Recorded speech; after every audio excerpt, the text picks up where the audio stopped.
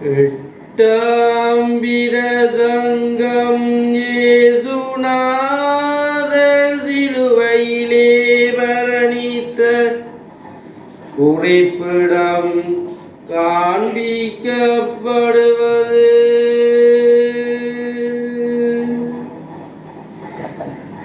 எங்கள் தயாவதிக இயேசுநாதர் சிலுவையில் அறையுண்டவருடைய இருபுறத்திலும் இரண்டு கல்வரையும் இரண்டு சிலுவையிலேற்றி வைத்ததின் பின் அந்த துஷ்டயூதர் தாங்கள் நினைத்தபடி மனதின் பிரியம் நிறைவேற்றினோம் என்று வெகு மகிழ்ச்சியாய் குதித்து ஆண்டவரை நோக்கி நானாவிதனை இராகிய விரூடகம் அசங்கதம் பண்ண துவங்கினார்கள். இவனல்லவோ எங்கள் ராசாவென்றும் தேவனென்றும் இரட்சிக்கிறவன் என்றும் சொல்லி திரிந்தான். இப்போ இரண்டு கல்வருக்கு நடுவே சிலுவையில் அறையப்பட்டு கல்வரில் அதிக கல்வனாய் காண்குதே.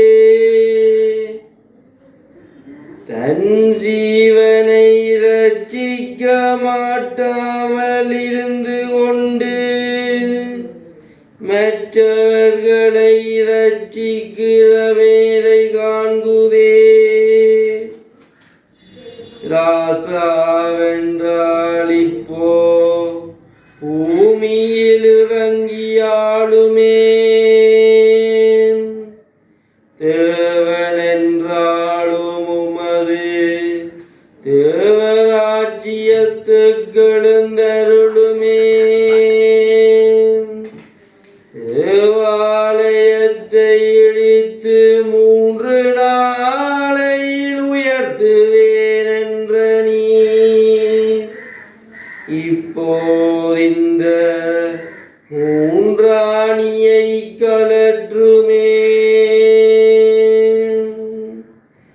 முந்தி தம்மை இரட்சியும் பின்பு மற்றவர்களை இரட்சிக்கிறதை காண்போம் என்று இப்படிப்பட்ட கோரணி கொள்ளுகிற போது ஆண்டவர் பாடுபட்ட இத்தனை வாதைகளும் வாதையாய் காணாதபடிக்கின்ற நிந்தனையை அதிக விதனமாய் அனுபவித்திருந்தார்.